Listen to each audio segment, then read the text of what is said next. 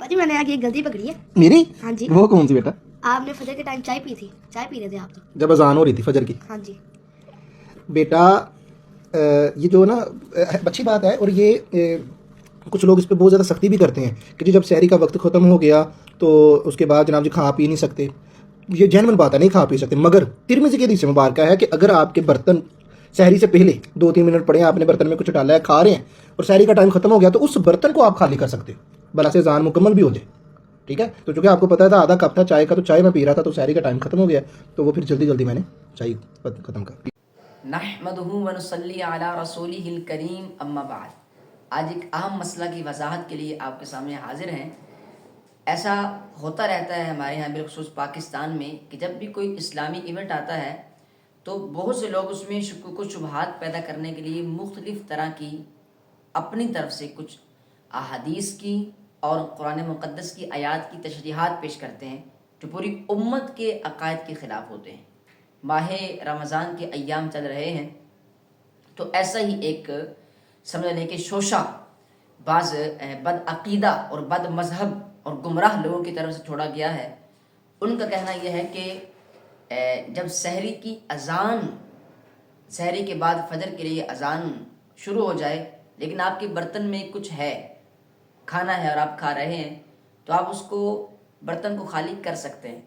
तो आज हमने इस बात का अहादीस की रोशनी में और उम्मत के उलमा के अक़वाल की रोशनी में इस बात का जायज़ा लेना है कि ये बात कहाँ तक साबित है।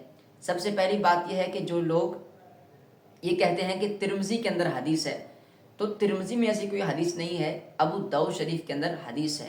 पहले तो अपनी ये मिसकंसेप्शन दूर कर लेनी चाहिए। अबू दाऊद के अंदर जो हदीस है तो उसके अंदर ऐसा कोई लफ्ज़ नहीं है कि उसके अंदर ये साबित हो रहा हो कि नबी पाक सल्लल्लाहु अलैहि वसल्लम ने फरमाया हो कि जब तुम सहरी कर रहे हो और तुम्हारे बर्तन में कुछ हो तो तुम अगरचे वक्त ख़त्म हो जाए और अजान शुरू हो जाए तो तुम उस बर्तन को खाली कर सकते हो। ऐसा कोई लफ्ज़ हदीस के अंदर नहीं है। जो हदीस पाक के अंदर अल्फाज हैं वो ये हैं, आप चाहें तो उनको आप सर्च कर सकते हैं।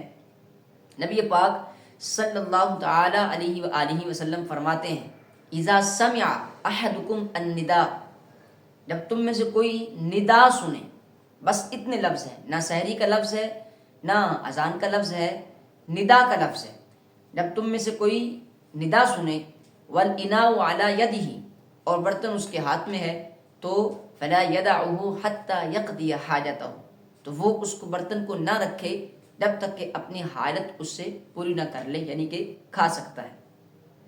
अब लफ्ज़ तो हदीस पाक के अंदर है निदा के, निदा से क्या मुराद है?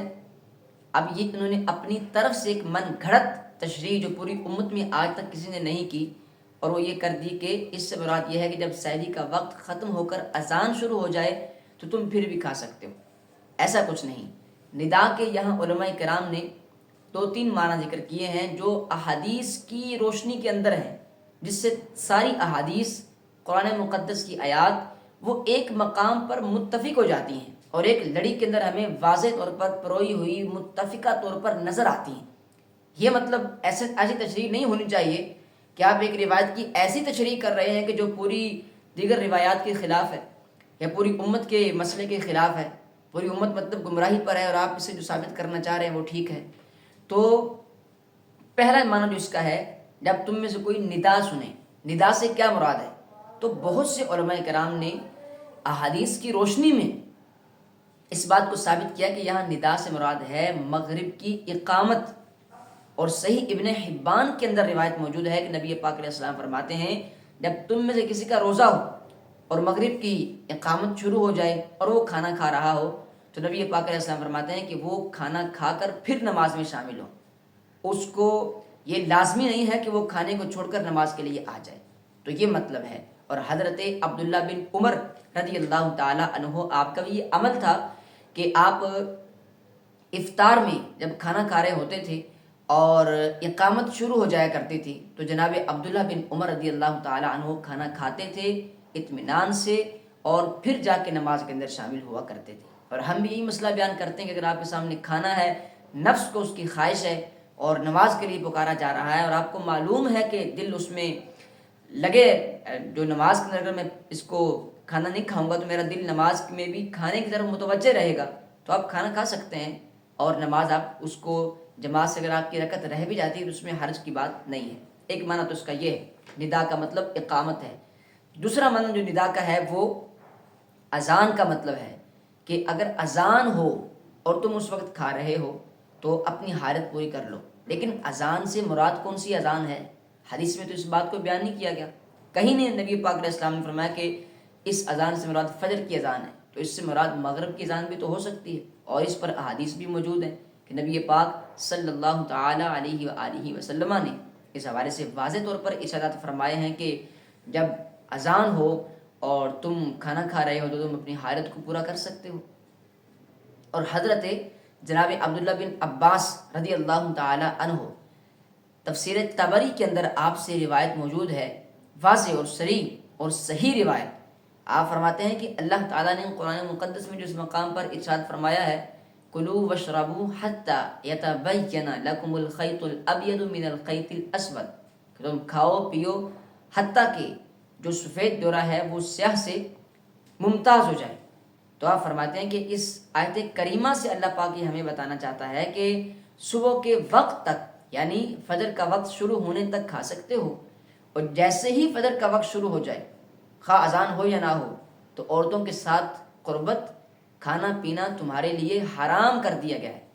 یہ آپ نے واضح طور پر ارشاد فرمایا، اور خود نبی پاک علیہ السلام کی حدیث مبارکہ مسلم شریف کے اندر موجود ہے کہ نبی پاک علیہ السلام نے فرمایا، آپ علیہ السلام کے دور کے اندر 2 اذانیں ہوا کرتی تھی، ایک تہجد کے لیے اور ایک فجر کے لیے۔ فجر کی اذان جناب عبداللہ بن ام مکتوم دیا کرتے تھے، اور تہجد کی جو اذان ہے وہ حضرت بلال حبشی رضی اللہ تعالی عنہ دیا کرتے تھے۔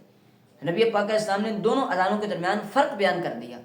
آپ علیہ السلام نے فرمایا کہ تمہیں بلال کی اذان دھوکے میں مبتلا نہ کرے، وہ جو اذان دیتے ہیں تو وہ اس لیے ہے کہ جو لوگ دور ہیں وہ گھروں کے قریب آ جائیں، سحری وغیرہ کر لیں۔ ہاں جب عبداللہ بن ام مکتوم کی اذان ہو تو پھر تم نہیں کھا سکتے، اور جو بلال اذان دے تو اس وقت تک تم کھانا جاری رکھ سکتے ہو۔ تو احادیث کے اندر ہمیں یہ بات واضح طور پر موجود ہوتی ہے۔ قرآن پاک نے واضح کر دیا کہ جب تک صبح صادق طلوع نہ ہو تب تک کھا سکتے ہو، اس کے بعد کھانا حرام ہے، یہ قرآن کا حکم ہے۔ احادیث میں واضح طور پر موجود ہے کہ جب عبداللہ بن ام مکتوم اذان دے دیں اب اس کے بعد کچھ کھانا نہیں ہے۔ صحابہ کرام کا عمل موجود ہے، اور وہ جو حدیث کے اندر لفظ ہیں کہ جب تک ندا ہو تو تب تک تم کھا سکتے ہو، تو اس سے مراد اقامت ہے مغرب کی یا مغرب کی اذان ہے، وہ علماء کرام نے بیان کی ہے۔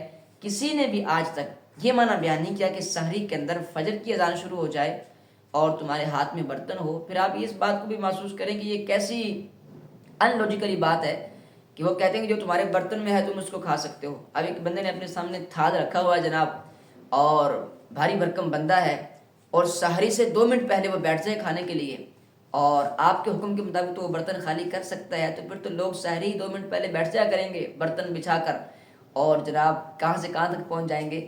تو یہ جو معنی ہے یہ پوری امت کے خلاف ہے، عقل کے خلاف ہے۔ حدیث مبارکہ کے اندر ایسا کچھ معنی بیان نہیں کیا گیا۔ تو ایسے لوگ کہ جو اس طرح کی غلط احادیث کی، قرآن مقدس کی آیات کی تشریحات کرتے ہیں، اللہ پاک ان کو بھی اس سے بچنے کی توفیق دے، اور ہمیں بھی اپنے ایمان کو ان سے بچانے کی توفیق عطا فرمائے۔